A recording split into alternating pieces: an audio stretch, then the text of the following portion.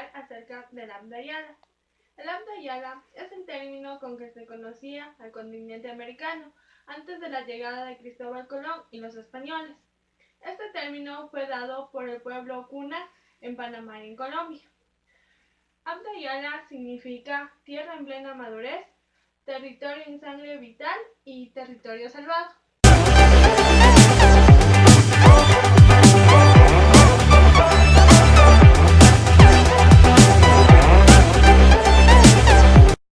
Grandes civilizaciones en Mesoamérica. Las civilizaciones en Mesoamérica se desarrollaron en tres periodos. En el primero, que es el periodo formativo o preclásico, se desarrolló la civilización de los Olmecas.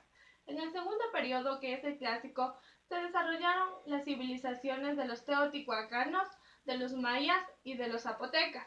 Y finalmente, en el tercer periodo, que es el postclásico, se desarrollaron las civilizaciones de los toltecas y de los aztecas.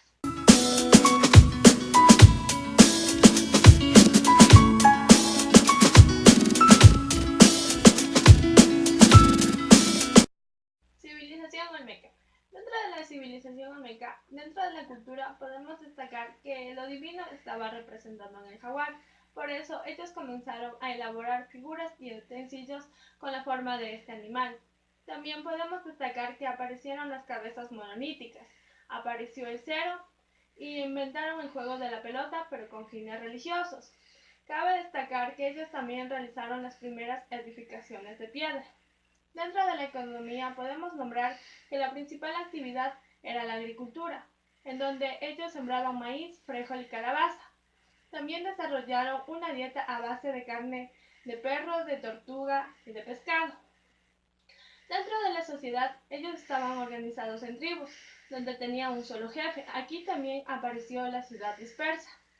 Aquí el trabajo se lo dividía de acuerdo al sexo. Los hombres se dedicaban a la agricultura y las mujeres se dedicaban a la elaboración de utensilios y al cuidado de los niños. Dentro de la política podemos mencionar que tenían un gobierno teocrático, es decir, basado en la religión, y tenían una sociedad que era patriarcal.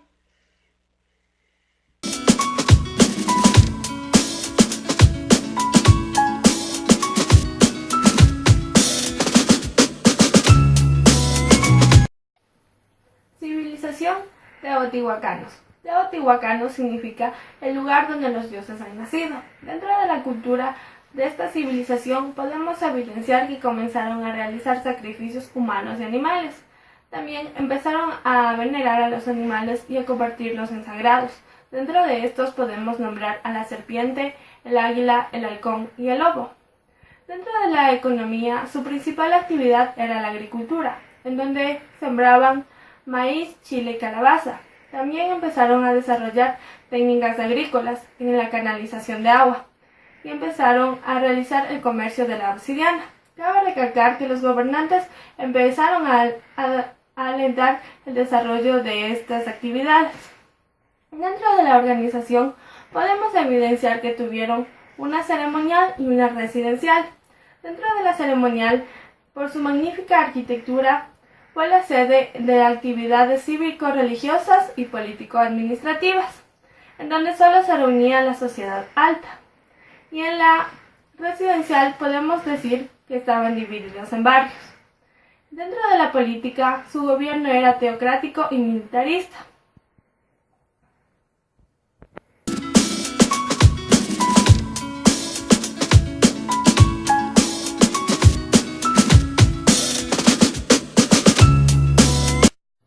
Civilización maya.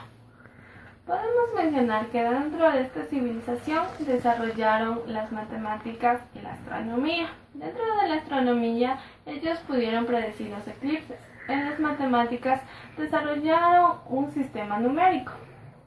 También se convirtieron en politeístas, es decir, que adoraban a varios dioses. Y esos mismos dioses eran los elementos esenciales de su vida. Cabe mencionar que en esta cultura existe una característica especial, es que desarrollaron un sistema vigesimal, es decir, que estaba basado en el número 20. Dentro de la economía, podemos nombrar que su principal cultivo era el maíz, a quien llegaron a considerar un ser divino. Luego le seguía el algodón y por último el cacao, donde con él empezaron a realizar chocolate. Dentro de la sociedad era de tipo clasicista, es decir, que ninguna clase se podía pasar a otra. Se empezó a evidenciar una jerarquización, en donde primero se encontraban los nobles, luego los sacerdotes, los comerciantes, los artesanos, los agricultores y por último los esclavos. Dentro de la política estaban divididos en ciudad-estados, donde su máximo gobernante era llamado Alex Ulick.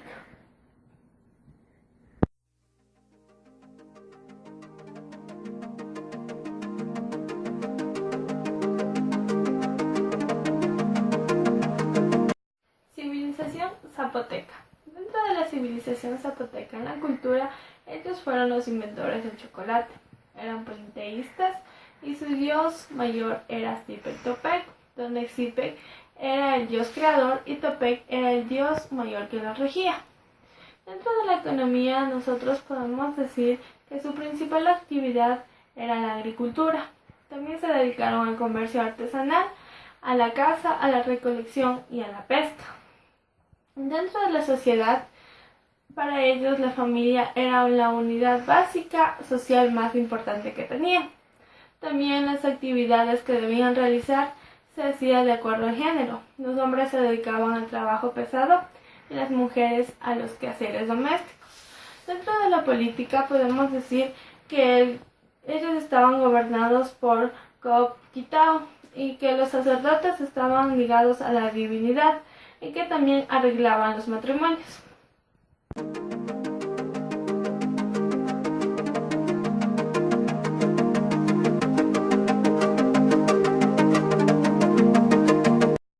Civilización tolteca. La palabra tolteca significa maestro constructor. Dentro de la cultura de los toltecas podemos encontrar que ellos nombraron a Tula como su ciudad más importante, que también se dedicaban al juego de la pelota, pero esta vez a base de caucho. También empezaron a comercializar con otros pueblos, que a su vez se convirtió en su principal actividad económica.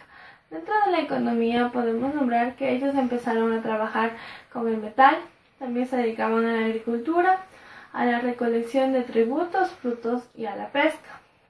Dentro de la sociedad podemos decir que son de tipo clasicista militarista, en donde podemos encontrar tres clases sociales más definidas, donde primero se encontraban los militares, los sacerdotes y los esclavos. Dentro de la política podemos decir que se encuentran divididos en estados militarizados.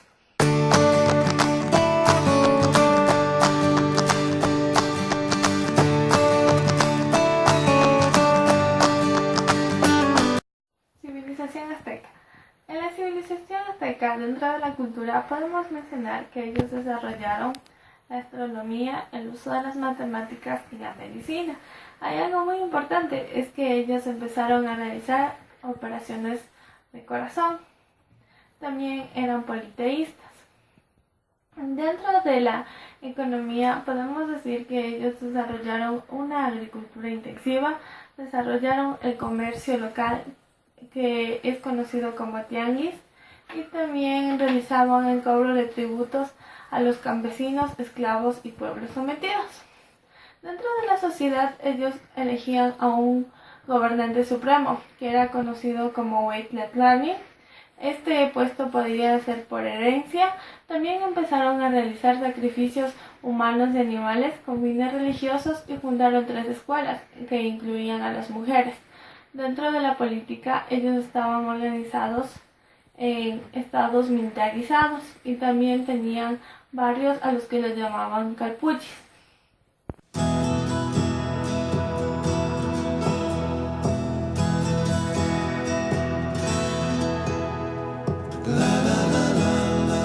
La región andina y el control de los pisos verticales. El creador de los pisos verticales fue John Murray en el año 2002 en Perú. Los pisos verticales también son conocidos como verticalidad, técnicas archipiélago e islas ecológicas.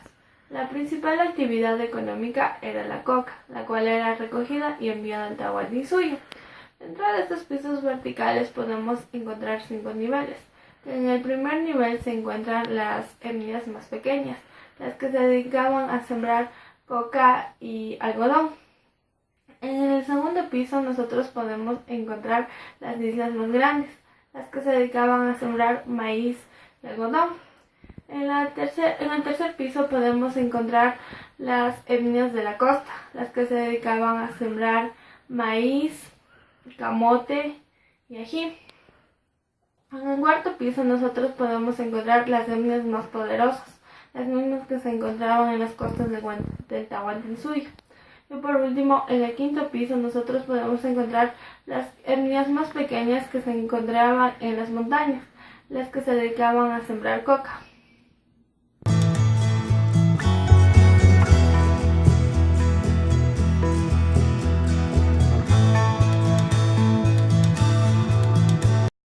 Dominación colonial del Nuevo Mundo. Las formas de dominación se dieron en las mitas, los obrajes, los concertajes y las haciendas. Las mitas se dieron a finales del siglo XVI y finales del siglo XVII. Era un trabajo forzado y obligatorio. Las remuneraciones se daban a través de tributos y era una producción textil agrícola. Mientras que los obrajes se dieron a finales del siglo XVI y del siglo XIX. Se dio la manufactura. Las ciudades donde se les realizaba eran en Quito, Latacunga y Riobamba. Los salarios eran mínimos. Eran unas pequeñas industrias dedicadas a la actividad textil. Los concertajes se dieron hasta 1820. Se les daban a través de contratos, desarrollaron un sistema de esclavitud. Podemos identificar aquí al guasipunguero, que era aquel que vivía en la hacienda, y el peón era aquel que no vivía en la hacienda. También podemos decir que la iglesia y los terratenientes estaban inmiscuidos. Las haciendas eran una forma antagónica, es decir, la explotación del hombre por el hombre. Aquí se dio la concentración de tierras, se evidenció un poder político y económico y se dio una organización agropecuaria.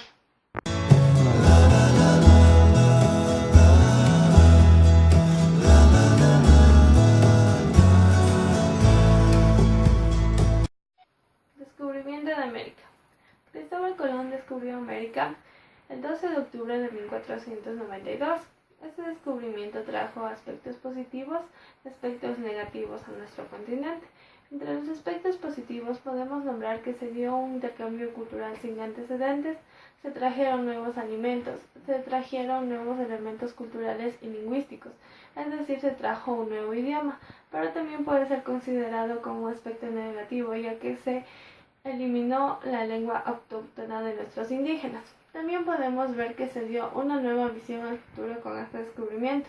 Nuevas tecnologías se hicieron presentes, las rutas comerciales se fortalecieron y se desarrollaron. Además, se adelantó el progreso de América. Entre los aspectos negativos podemos nombrar que se fueron robando nuestras riquezas de oro, es decir, que fue prácticamente un saqueo. Se violaron los derechos humanos, ya que se violaron y se masacraron a niños, mujeres y hombres. Los indígenas fueron desplazados. Se explotaron los recursos naturales, lo que causó que el paisaje se devastara. También se extinguió las especies nativas, tanto en aves como en árboles, ya que los españoles trajeron nuevas plantas como los eucaliptos, que destruyeron nuestra naturaleza. También podemos decir que trajeron nuevas enfermedades que masacraron a todos los indígenas. También podemos nombrar que se extinguieron culturas como los muiscas y los chipchas.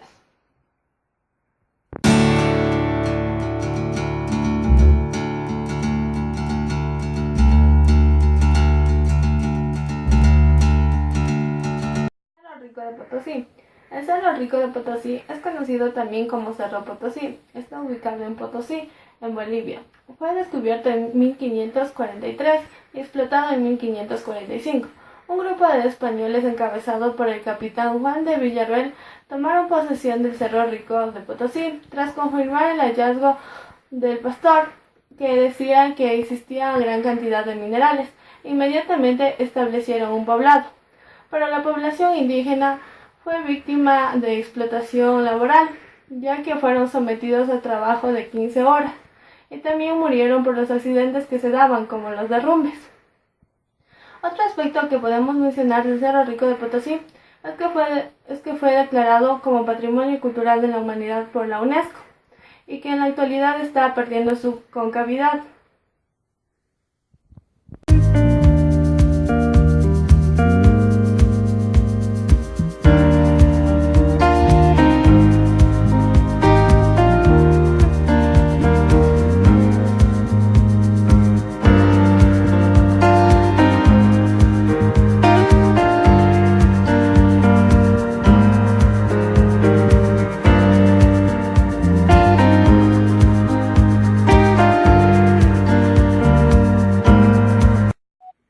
Independencia de América Latina.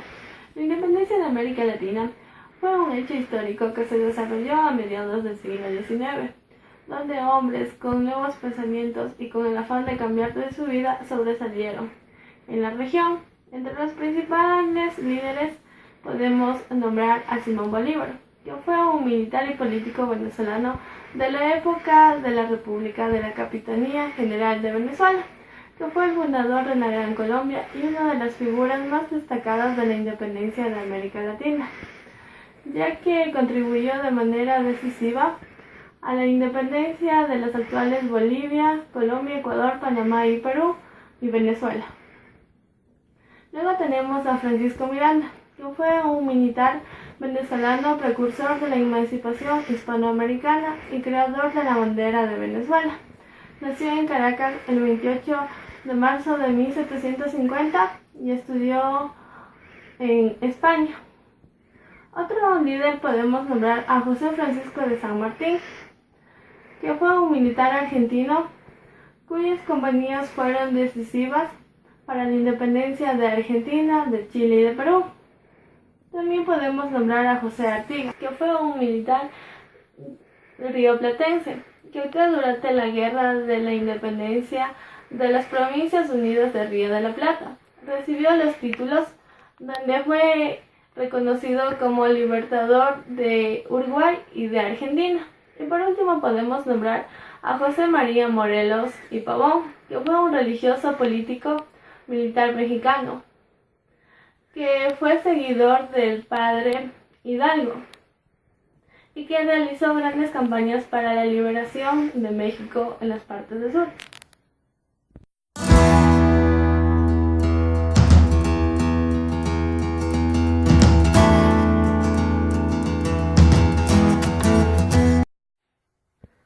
Proceso histórico de la independencia de América Latina. Como primer proceso podemos nombrar el primer grito de la independencia, que se dio el 10 de agosto de 1809 en la ciudad de Quito. Fue considerado como el hecho más importante, ya que sirvió de ejemplo para las demás regiones. Fue hecho por un grupo de criollos y hoy es recordado memorablemente por los ecuatorianos. Como segundo hecho histórico podemos nombrar la independencia de Venezuela, que es un proceso histórico ocurrido a partir del 10 de abril de 1810 en la Capitanía General de Venezuela, que supuso la caída de la soberanía española y la sustitución de los movimientos españoles políticos federales por una corte republicana. Luego tenemos la sublevación de Santa Fe. Es conocido también como el florero de Llorente, ya que cuenta la historia que un hombre se acercó a pedirle a un virrey un florero y este se negó. Entonces tomaron esto como excusa para empezar la revolución y así dar origen a la independencia. Esto se da en la ciudad de Bogotá. Luego tenemos la independencia de Dolores, que es considerado como el acto que dio inicio a la Guerra de la Independencia en México. Según la tradición, consistió en el llamado del cura Hidalgo, en compañía de Ignacio Allende, Juan Aldama, y que hizo a sus fieles en la iglesia. Esto los incitó a luchar por su libertad. Este proceso cuenta la historia que se dio el 10 de septiembre de 1810.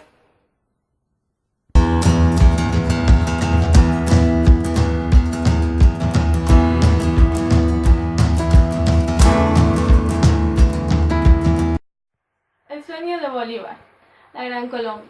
Oficialmente el sueño de Simón Bolívar nace el 17 de diciembre de 1819, con la independencia de Venezuela del Reino de España. Simón Bolívar estaba guiado por crear una nación que sea fuerte ante una posible reconquista de los españoles.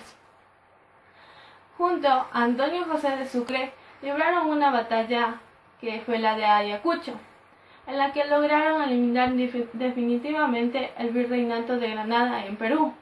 Así lograron que quede libre de los españoles.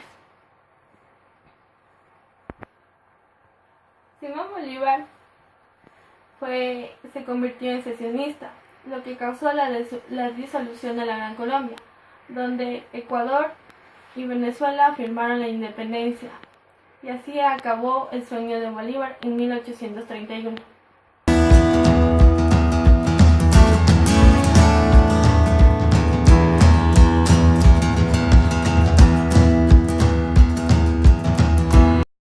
Presidentes de la Gran Colombia. Como primer presidente de la Gran Colombia tenemos a Simón Bolívar, que ejerció su poder desde la creación de la misma, que fue el 17 de diciembre de 1819 hasta el 4 de mayo de 1830. Luego tenemos a Domingo Caicedo, que asumió su poder como presidente interino. Tuvo un mandato que comenzó el 4 de mayo de 1830 hasta el 13 de junio del mismo año. Luego tenemos a Joaquín Mosquera, que asumió su poder el 13 de junio de 1830 hasta el 5 de septiembre del mismo año.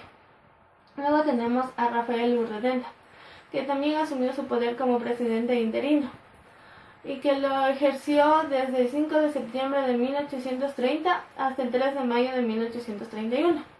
Por último tenemos que Domingo Caicedo regresa a la presidencia como el último presidente de la Gran Colombia. Su mandato fue desde el 3 de mayo de 1831 hasta el 21 de noviembre del mismo año, en donde se dio la solución de la Gran Colombia.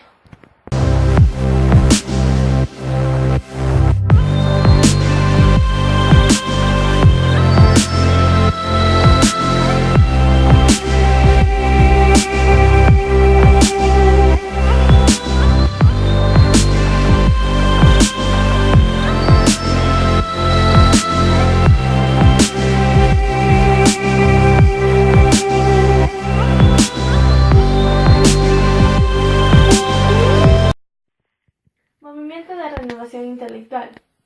Tenemos la Ilustración. Dice que la Ilustración es un movimiento filosófico, político, literario y científico que se desarrolló en Europa y sus colonias en el siglo XVIII, dando lugar así al siglo de las luces. Algunas características de la Ilustración son el racionalismo, que nos dice que es el uso de la razón. Tenemos la visión crítica de la realidad. El antropocentrismo, que dice que todo gira en torno al hombre. El optimismo, las bases de la ciencia, que son la observación y la experimentación. La tolerancia religiosa, la reafirmación política y la generación de nuevas ideas. Todo esto estaba influenciado por Voltaire, Rousseau y Montesquieu.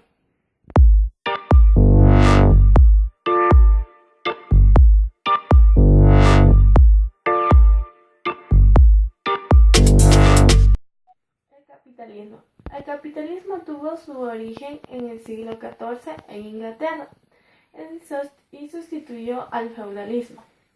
El capitalismo viene a ser un sistema económico y social basado en la propiedad privada de los medios de producción, en la importancia del capital como generador de riqueza y en la asignación de los recursos a través del mecanismo de mercado. En el capitalismo se empieza a evidenciar la compra de trabajo a cambio de un salario.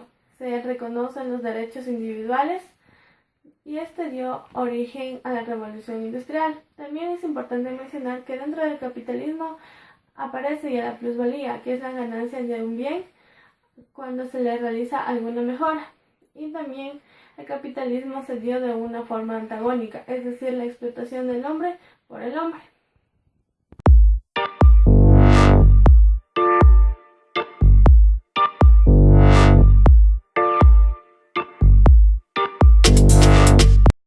Revolución industrial. La revolución industrial se inicia en Gran Bretaña a mediados del siglo XVIII. Esto comprende grandes cambios en la agricultura, en la infraestructura y el transporte, en el crecimiento de la población, en la maquinaria, en el uso de nuevas fuentes de energía y materia prima. Aparece una nueva economía que se llama liberalismo, lo que da origen a la consolidación del capitalismo. También aparece el Estado, en donde se generan las leyes. En el siglo XIX se difundió a través de todo el mundo, pero principalmente en Europa. Esto supone el paso de una economía agrícola lenta a una sociedad industrializada, lo que puede evidenciar dos clases sociales: los capitalistas, que son los dueños de producción, y el proletariado, que vienen a ser los trabajadores que dan su trabajo a cambio de un salario.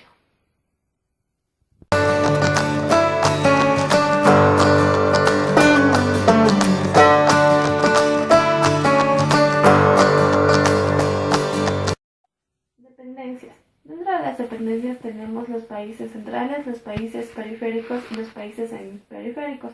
Los países centrales son aquellos que se caracterizan por tener una gran evolución industrial, una gran tecnología y por ejercer su poder en el sistema mundial económico, utilizando todo su capital.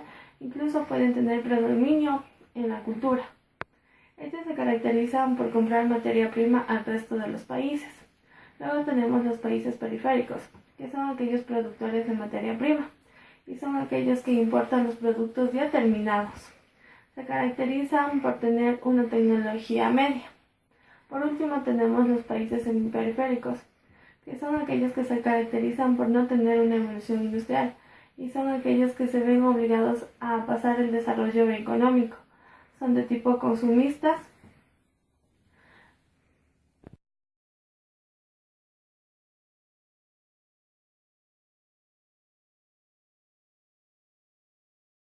El modelo agroexportador MAE se basa en la exportación de materia prima a nivel mundial. El desarrollo mundial económico se dio a finales del siglo XIX. La división territorial se da entre los países centrales y los países periféricos. Los países centrales producen productos de manufactura. En el desarrollo de las agroexportaciones del Ecuador, las condiciones agroecológicas que tiene el Ecuador son únicas en el mundo. Los productos tradicionales son el banano, el café y el cacao. La economía y las sociedades se basan de acuerdo a las vinculaciones extranjeras.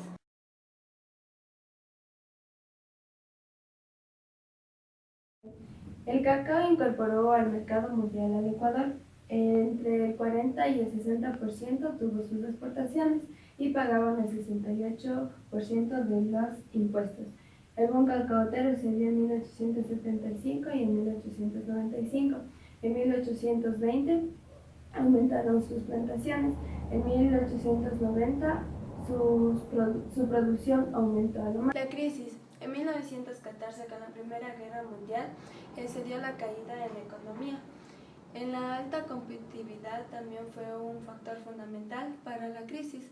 En 1920 aparecieron enfermedades como la escoba de bruja y la monilla, y en 1921 se dio un colapso en los precios.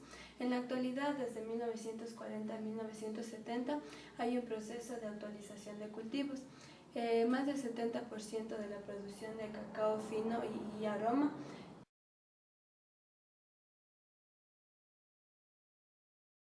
eje de las instituciones de importaciones agrícolas, aceleradora de la circulación monetaria interior. La dependencia, inicios del ferrocarril. García Moreno inició la carretera Quito-Guayaquil. El ferrocarril del sur se inició en 1872. En 1897 se unió la carretera y el ferrocarril, dando paso a las migraciones internas y al tráfico de productos sierra-costa. Eloy Alfaro culminó el ferrocarril en 1908. La revolución liberal dio paso a las bases ideológicas y políticas, dando así una integración de la Sierra Costa.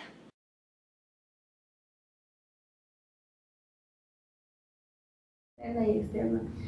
La dependencia radica en la importación de capitales, maquinaria, equipo y tecnología. La dependencia interna. Lo que atrae a los imperialistas a invertir en nuestro país es el abaratamiento de la mano de obra. Las exportaciones de materia prima y petróleo son la principal fuente de riqueza de nuestro país. En la dependencia externa, el Ecuador se encuentra bajo un esquema de dolarización. La falta de recursos monetarios siempre se ha dado por la mala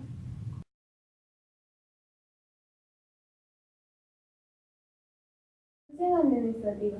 El poder ha estado centrado en un grupo de personas para la administración y la toma de decisiones. Esto quiere decir que el Estado estaba encargado de la administración del dinero y estaba en posición de Isidro Ayora. Las principales causas que Isidro Ayora tuvo para traer a la misión Kenmer fue la crisis financiera y cacotera que llegó al Ecuador. ¿Quién fue Kenmer? Kenmer nació en Escatón en 1875. Fue doctor en filosofía, en economía y en finanzas. La misión Kenmer llegó en 1926 para modernizar el Estado y reestructurar los bancos.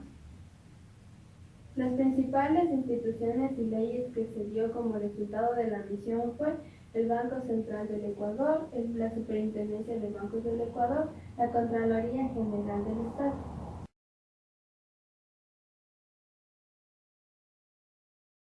Sustitución de importaciones. Esta fue una medida desarrollada por los gobiernos para disminuir las importaciones y aumentar las exportaciones, incentivando así a la industria nacional para elaborar productos para sí mismo. Los países que fueron industrializados son Colombia, Argentina, Brasil, Chile y México, y una de las principales causas fueron los cambios políticos y económicos dados por el Estado.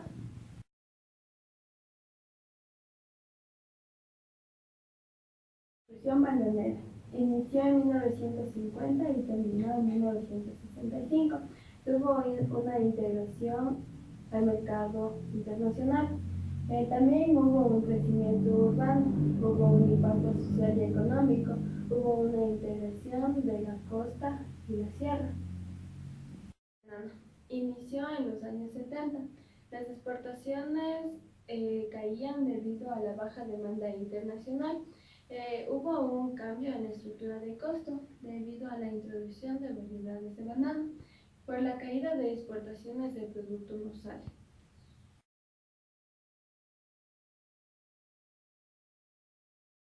Dependencia Raúl Prebisch. Raúl Prebisch nació en 1901 y murió en 1986. Él creó la CEPAL. La CEPAL fue creada el 25 de febrero de 1947. La CEPAL tuvo diferentes etapas. Comenzó en los años 50, donde que se industrializó, en los años 60, donde que tuvo una homogenización, en los años 70, donde que tuvo reformas, en los años 80, donde que tuvo la superación del endeudamiento, en los años 90, donde que tuvo una transformación. También se generaron objetivos del milenio. Los objetivos del milenio fueron erradicar la pobreza extrema y el hambre, lograr la enseñanza primaria universal, también la promoción de igualdad entre los géneros, la autonomía de la mujer y reducir la inmortalidad infantil, también mejorar la familia y la salud, combatir el VIH-Sida, el paludismo y otras enfermedades, garantizar la sensibilidad y fomentar una mundial para el desarrollo. En el Ecuador. La fuente económica principal del Ecuador ha sido la exportación de crudo y derivados. El primer pozo petrolero que se creó fue en la costa en 1911. En 1967, Texaco perforó el primer pozo comercial en la Amazonía. También tuvo un impulso, un auge y un impacto del petróleo. El impulso se realizó en los años 60. También hubo una ampliación y una diversificación de la base exportadora. También hubo un crecimiento de la población asalariada. En el auge, en 1964 se dio 500.000 de hectáreas para la producción y la explotación de petróleo. En 1972 se crearon pozos en la Amazonía y en el Golfo de Guayaquil. También hubo una subida del precio, lo que hizo que tuviera el país un alto ingreso de dinero. También hubo impactos. Estos impactos fueron a lo social, a lo ambiental, a la salud y también tuvo un impacto económico.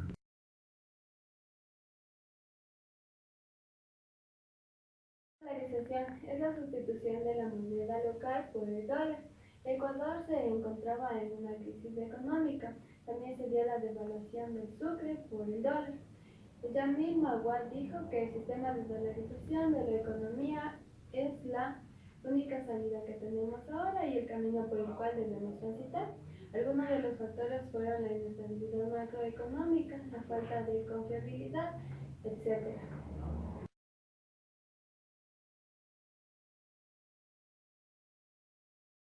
Actividades productivas y comercio exterior ecuatoriano de flores y camarón, de 1995 al 2018.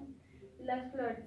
El Ecuador posee una situación geográfica que le ha beneficiado en la producción de materia prima. Las flores son exportadas a países como Estados Unidos y Rusia. Las flores son apetecibles por su calidad y por su belleza. En el camarón es un factor positivo que ha beneficiado a la economía del país y también es uno de los productos que mayormente han sido consumidos por sus alrededores. En el camarón también se dio una plaga que se llama la mancha blanca. La demografía del Ecuador. En el 2011, 14.483.500 personas. En el 2015 hubieron 16.260.374 personas. En 1995 al 2000 hubo una población en crisis. Del 3,9 al 8,5 personas existió pobreza en estos años.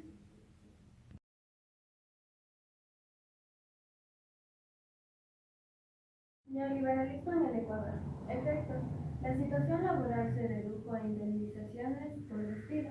En los antecedentes, la situación laboral de los trabajadores tuvo una flexibilidad laboral y el primer paquete que se tuvo fue en 1983. Las principales características fueron que el mercado fue mayormente competitivo.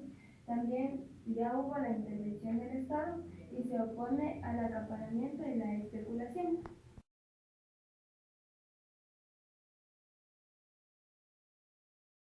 El PIB es el valor monetario de bienes y servicios finales producidos en una región en un determinado tiempo, normalmente es por un año. La fórmula del PIB o del Producto Interno Bruto es C más I más GP más X menos M, lo que significa que C es el consumo más I que es inversión más GP que es el gasto público por exportaciones menos importaciones. Las exportaciones menos las importaciones nos da el balance comercial. También tenemos la inflación, que es el incremento de bienes y servicios en un periodo determinado, que es igualmente en un año. Los indicadores, que es una medida cuantitativa de bienes y servicios. El ingreso per cápita varía de acuerdo a la inscripción de las personas, es decir, cuando una persona nace. Los agentes económicos tenemos a la familia, al Estado y a la empresa.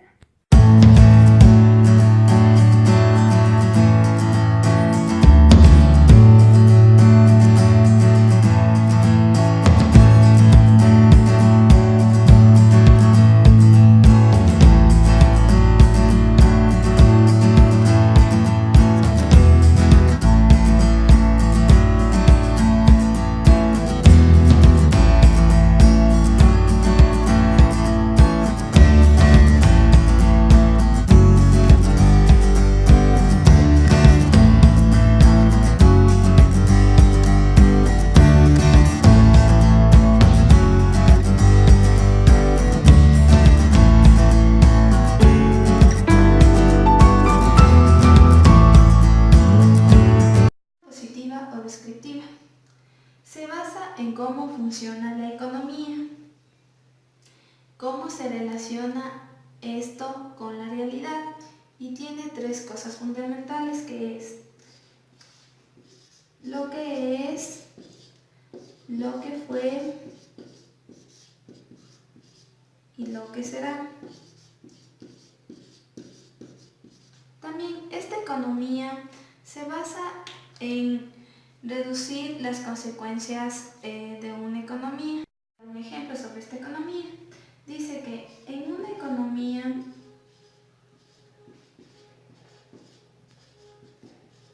de un país se incrementa en un 30% lo que es tomates.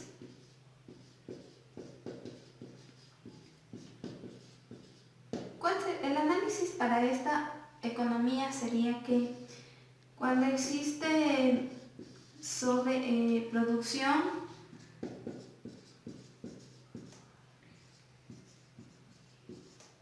los precios bajan.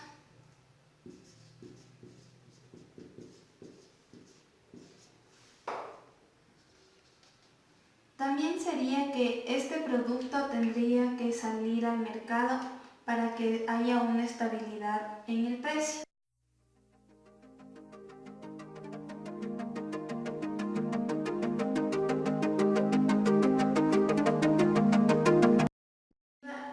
Es diferente a la economía positiva. En esta economía normativa se emite juicios de valor.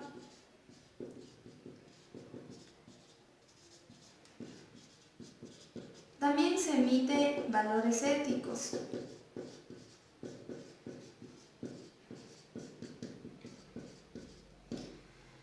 Y además de eso, se basa en economía teórica.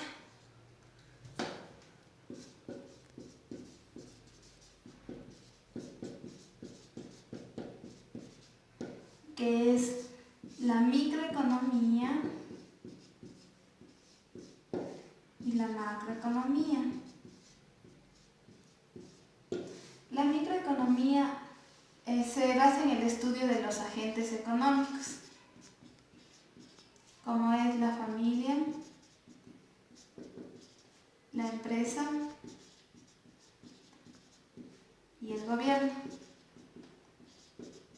Mientras tanto, la macroeconomía se basa en el estudio de los agregados económicos,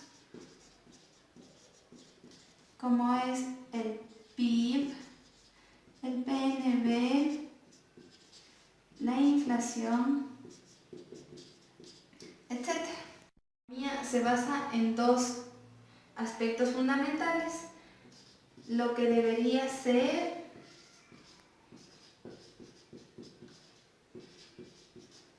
y lo que debe ser. Además de esto, esta economía tiene una valoración subjetiva.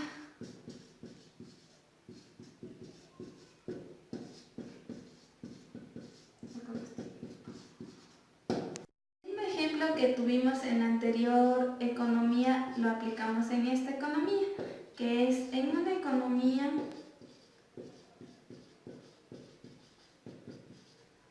de un país se incrementa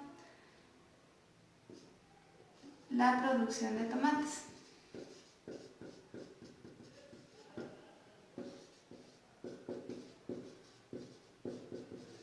El análisis para esta economía normativa sería que si existe una elevada producción de tomates, se debería donar a instituciones benéficas.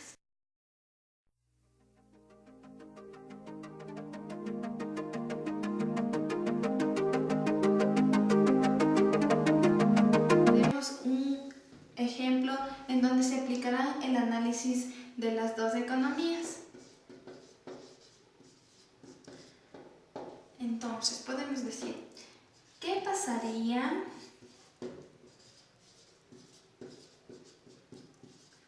si se adicionan impuestos del 20% en los refrescos en polvo? Entonces tenemos el análisis de la economía positiva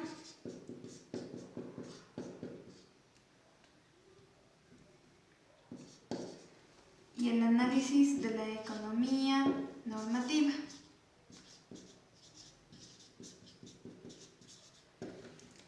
El análisis de la economía positiva sería que excede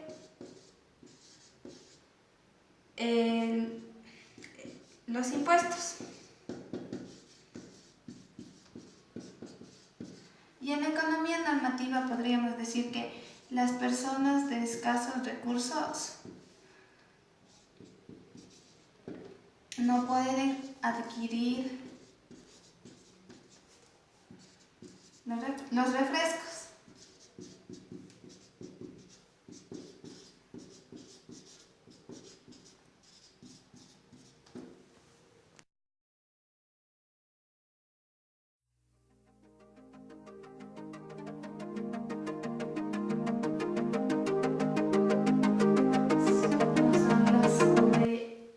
Las mercancías,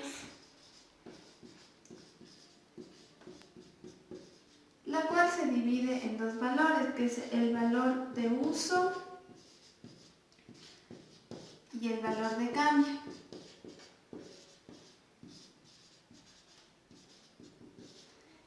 El valor de uso tiene al trabajo concreto y el valor de cambio al trabajo abstracto. También nos habla sobre la plusvalía, que se divide en la fuerza de trabajo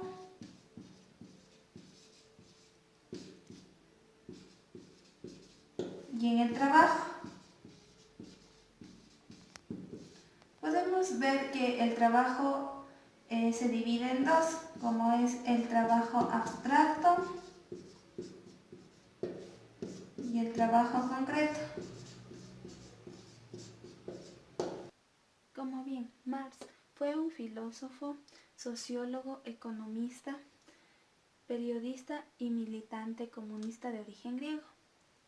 Él tenía a la mercancía, en la cual decía que es un producto de trabajo destinado a satisfacer algunas necesidades del hombre, y que la mercancía se elaboró para la venta y no para el consumo. La mercancía se dividía en dos valores, que es el valor de uso y el valor de cambio. El valor de uso es el valor que tiene un objeto para satisfacer una necesidad. Por ejemplo, la tela de algodón tiene un valor de uso de unos 12 años. El valor de cambio es la capacidad que tiene la mercancía para intercambiarse. Por ejemplo, una familia desea cambiar su motocicleta por una cocina. La plusvalía es el incremento en el valor de un bien o producto, y esta se divide en la fuerza de trabajo y en el trabajo. La fuerza de trabajo es la capacidad que tiene el trabajador empleada en el proceso de trabajo. El trabajo es todo tipo de acción realizada por el hombre independientemente de sus características o circunstancias. Como podemos ver, el trabajo se divide en dos, en trabajo abstracto y en trabajo concreto. El trabajo abstracto es el trabajo que realizan todos los productores. Como tal, reciben un desgaste de energía física y mental. Por ejemplo, el trabajo de una enfermera con el trabajo de un doctor. El trabajo concreto es el trabajo específico que realizan los productores. Es el trabajo útil que produce objetos útiles. Por ejemplo, el trabajo que realiza una diseñadora de modas con el trabajo de un chef que elabora alimentos.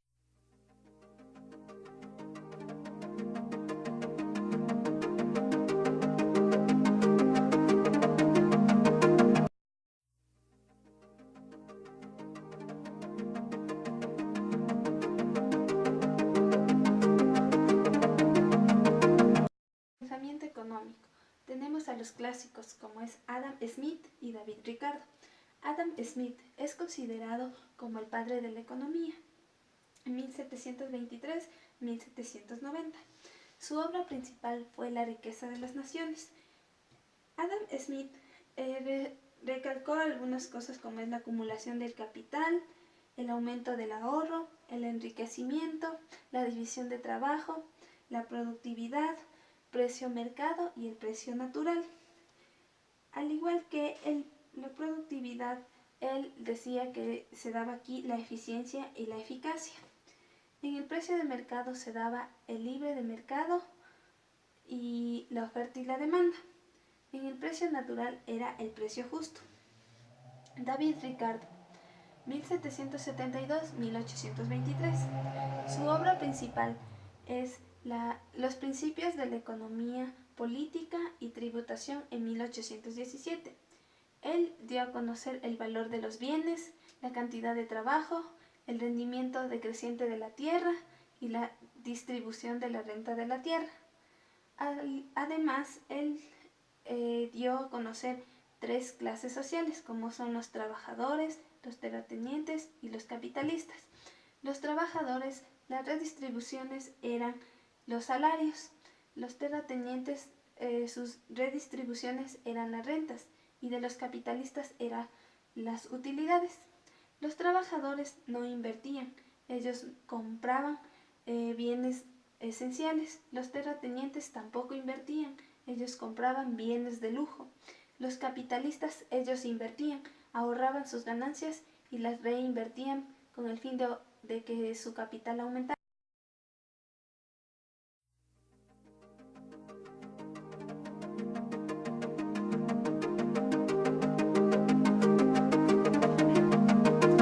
Principales autores de la teoría neoclásica. Taylor, 1856-1915, en Estados Unidos. Se basaba en la administración científica, también en la racionalización del trabajo obrero,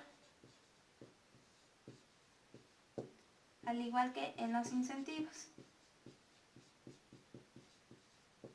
Tenemos a Fayol, 1841-1925, Francia. Se basaba en la administración general e industrial.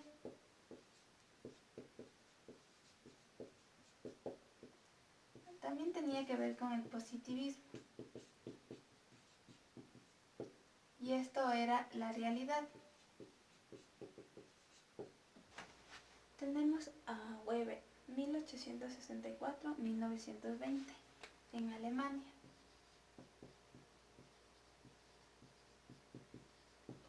Él se basaba en la burocracia,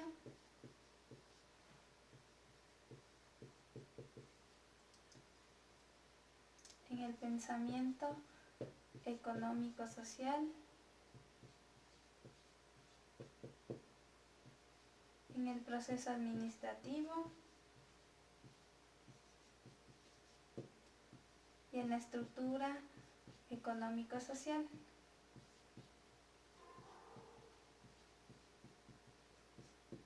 Tenemos a Alfred Marshall, 1842-1924, en Islandia. Él se basaba en la tierra, trabajo, capital y organización industrial.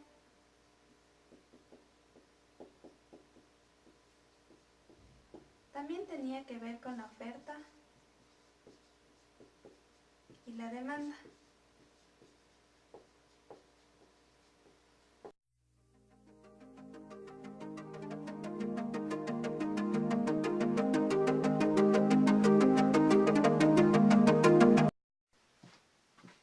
Tenemos el marxismo. Karl Marx, 1818-1883. Se basaba en el capitalismo.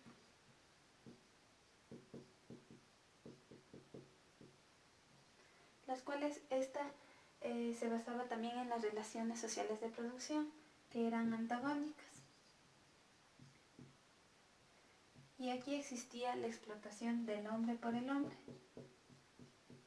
También se basaba en las clases sociales, donde dijo que existían 2 clases sociales, que era la burguesía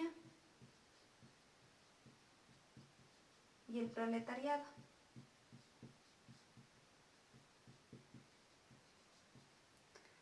La producción y distribución del dinero y el trabajo.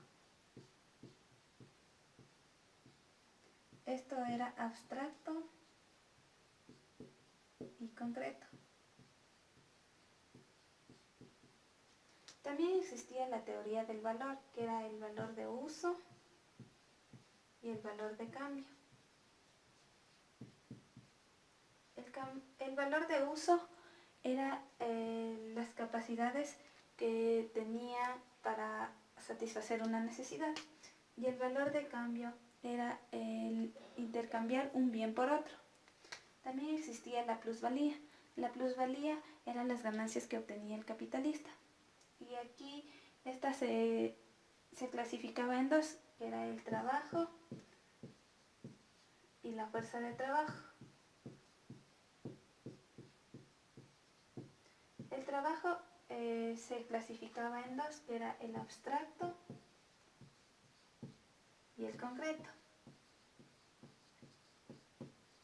El trabajo abstracto tenía desgaste físico y mental, y el trabajo concreto no tenía desgaste físico.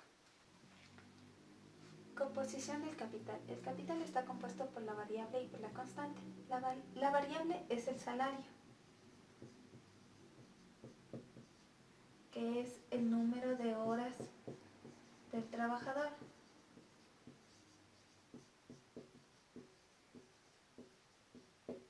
La constante es la depreciación de la materia prima.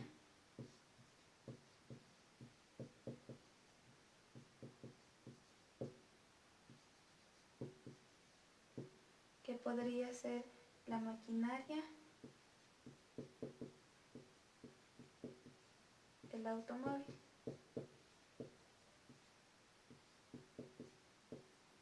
Podríamos también dar una diferencia entre sueldo y salario. Sueldo es algo fijo y el salario es el número de horas del trabajador.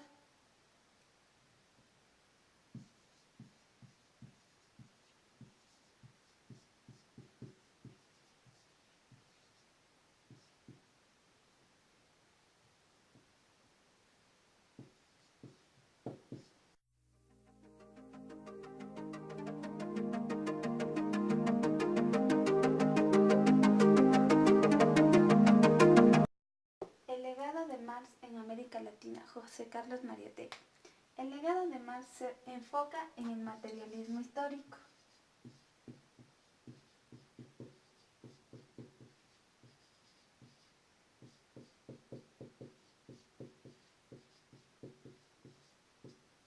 Y su economía se da a través de ideologías y aspectos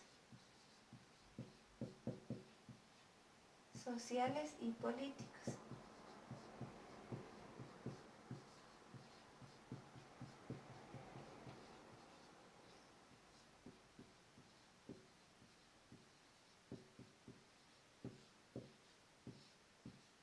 Cabe recalcar que el materialismo histórico es la ciencia de las leyes que rigen en el desarrollo de una economía. José Carlos Mariátegui nació en 1894. Es pensador social marxista.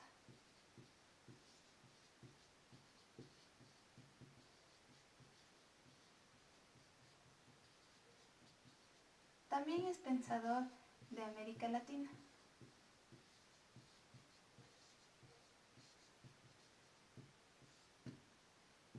Explica los problemas de los peruanos en el ámbito social, económico y político.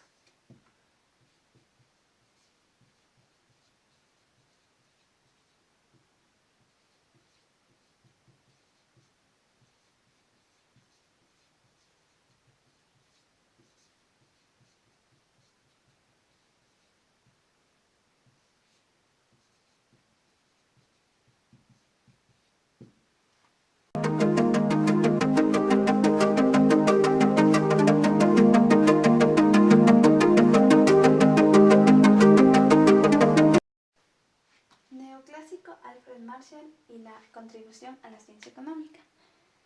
Alfred Marshall se basó en la microeconomía. Su obra más importante son los principios de la economía. El valor de los bienes son las necesidades o deseos que se dan a través de la oferta y demanda. El equilibrio se daba a través del dinero y el trabajo.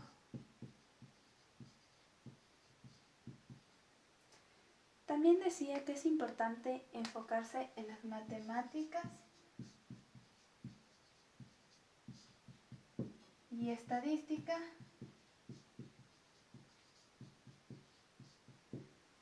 para la toma de decisiones.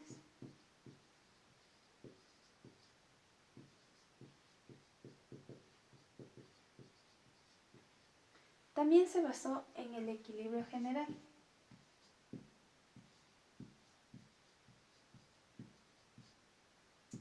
Y este se enfocaba en la explicación de la economía global.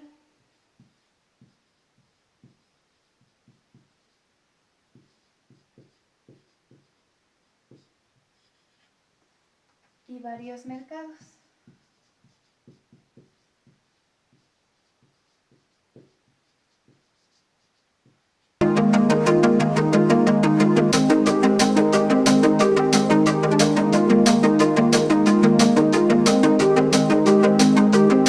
La nueva economía institucional nace en la década de los 30.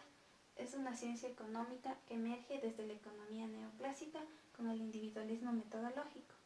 También existen criterios de eficiencia para el análisis. Asimismo, hace énfasis en el intercambio libre entre iguales. Existen instituciones como las reglas de juego. También existen los mercados imperfectos. Los mercados imperfectos es una situación de mercado en el que los vendedores o empresas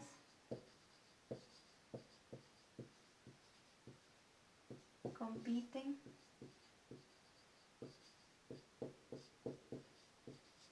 y tienen como cierto control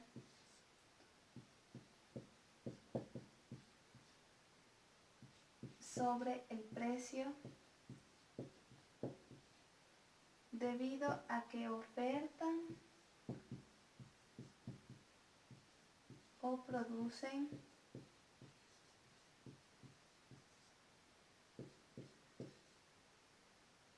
de una forma diferenciada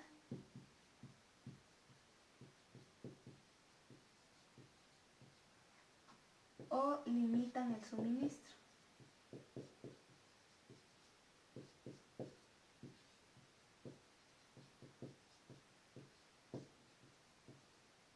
Los mercados imperfectos juegan un papel muy importante.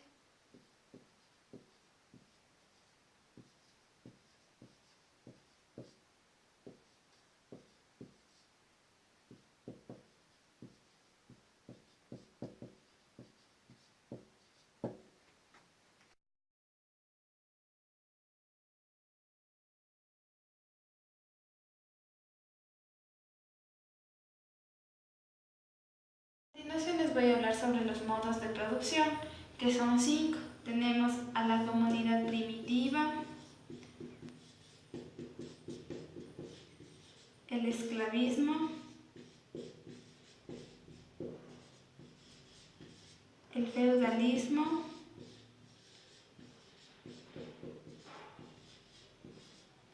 el capitalismo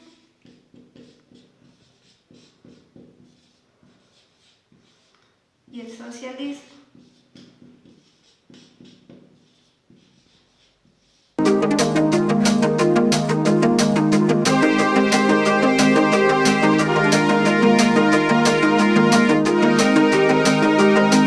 La comunidad primitiva.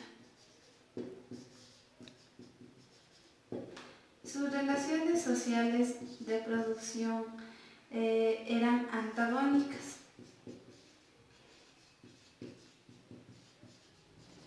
Porque se basaban de manera colectiva.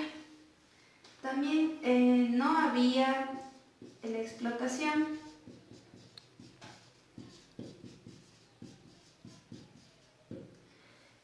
Se dedicaban a la caza, a la pesca y a la recolección. Existían dos divisiones de trabajo.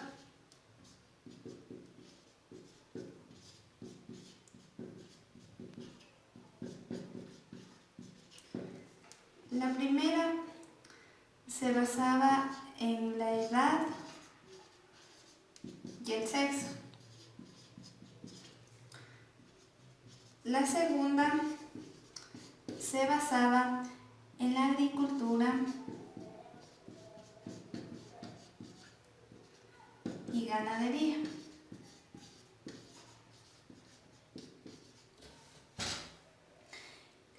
No existía el Estado.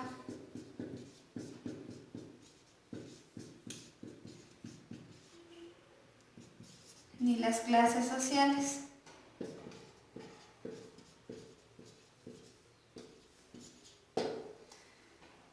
Tampoco existía la propiedad privada,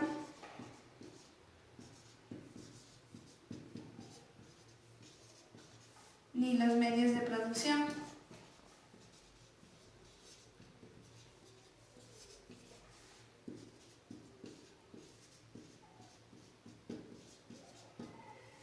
Además de esto, la manera de intercambio era el trueque.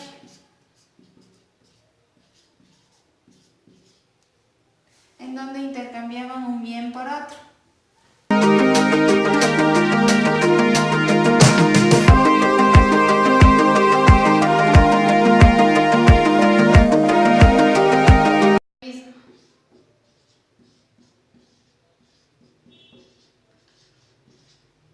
Las relaciones sociales de producción eran antagónicas.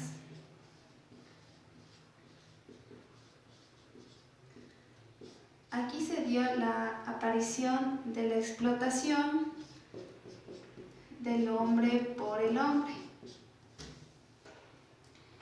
También apareció los medios de producción y la propiedad privada.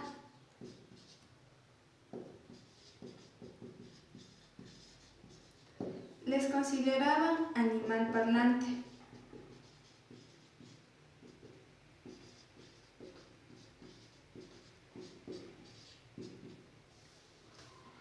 Las actividades económicas a las que se dedicaban era a la agricultura, ganadería y orfebrería. También existió dos clases sociales, que eran los ricos y los pobres. Los ricos eran los esclavistas y los pobres eran los esclavos. También apareció el Estado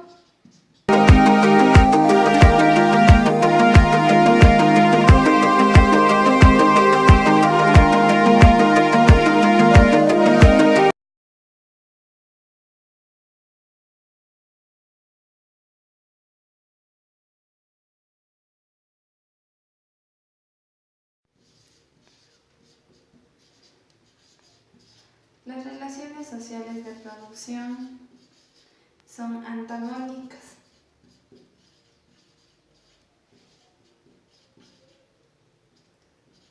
Existe la explotación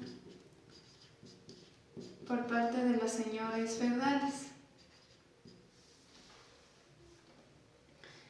Su actividad principal económica es la agricultura.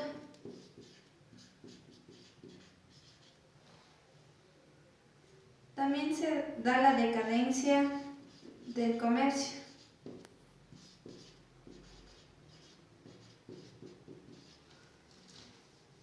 Existen 4 maneras de distribución de las clases sociales. Se dio de forma jerárquica.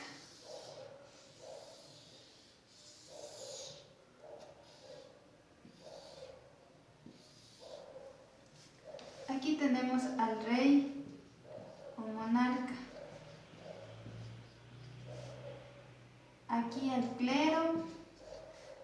Acá a los señores feudales.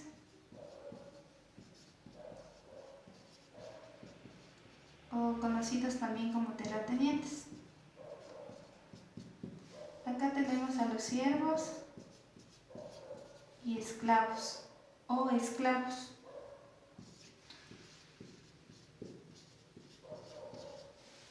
También se dice que la iglesia, junto con los señores feudales,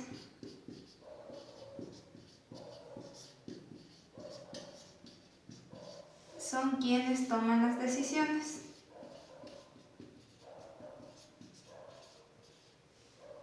Se dio la propiedad privada sobre los medios de producción. Y también el Estado se organizaba en reinos.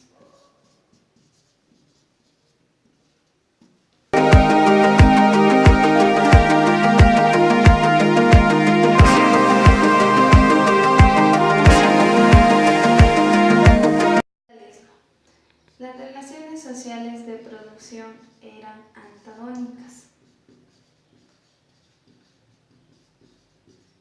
Existía la explotación.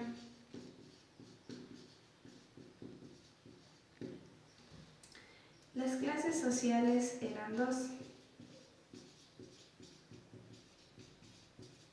La burguesía y el proletariado.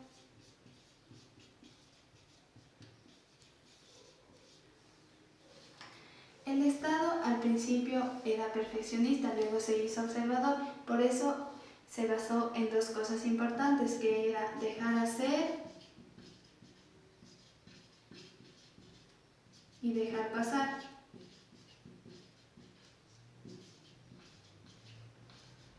También el Estado luego se hizo regulador y apareció la mano invisible.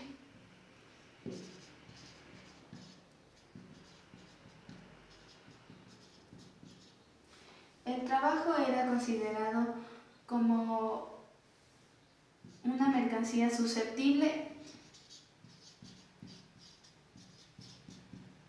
para la compra y venta.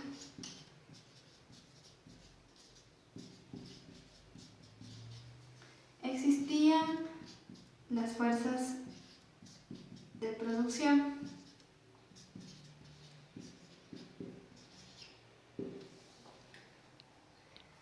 También la plusvalía era la ganancia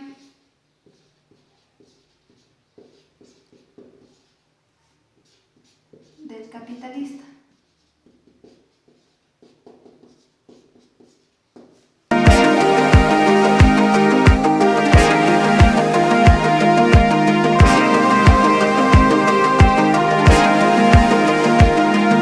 Sus relaciones sociales de producción son antagónicas.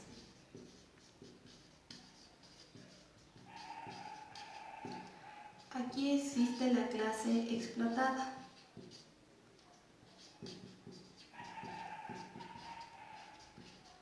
Que son los obreros y campesinos. Aquí se da todo por equidad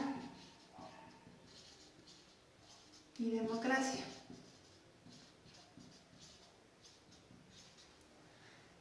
También se prioriza la ciencia, la educación, la salud y la tecnología.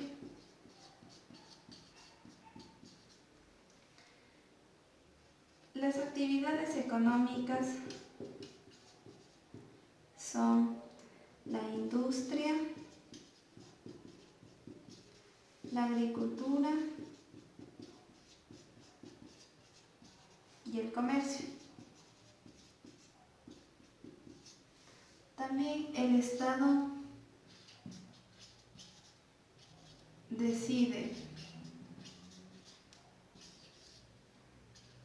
qué producir,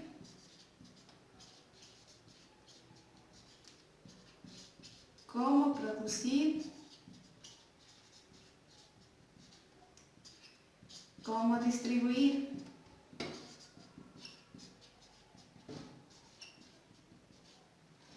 Dinero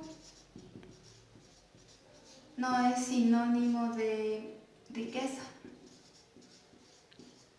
ni diferenciación social, sino más bien es considerado como una mercancía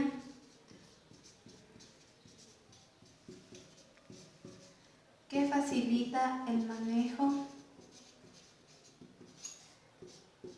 de un sistema económico.